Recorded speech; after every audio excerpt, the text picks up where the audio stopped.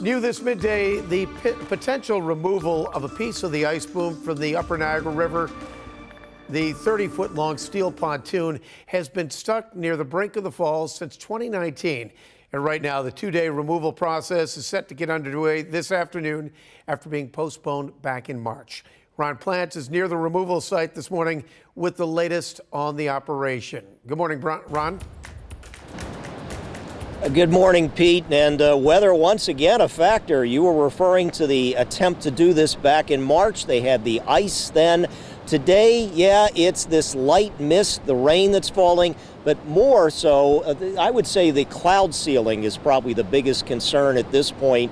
That is why they've decided to push back this effort until sometime this afternoon with a hope for better weather. Now, first off, we're actually going to give you a picture right now, and hopefully we're showing it, of what this helicopter looks like, this CH-47 cargo helicopter. It's actually based with the Army National Guard out in Rochester, and it will be used to lift this 3,500-pound pontoon link from the river. The helicopter in that picture, by the way, actually being used on a practice mission over Lake Ontario, scooping lake water into a bucket for water drops and firefighting, for example, with wildfires in the Adirondacks or elsewhere. Its lifting capacity, this helicopter, about 24,000 pounds. So this 3,500-pound pontoon should not be a problem to lift. But remember, this is not far from the brink of the falls.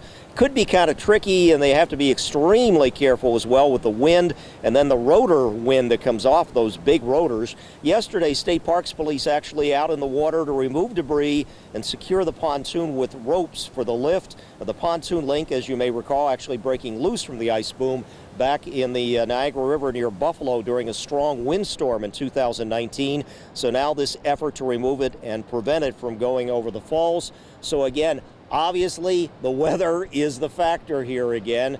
They are hoping perhaps in that 1 o'clock hour to get the helicopter in here. They might do a couple of reconnaissance flybys just to see exactly what the scenario is here. This is a pretty big-sized helicopter, as you can maybe see from that picture. So again, they want to know exactly the proper approach and everything else.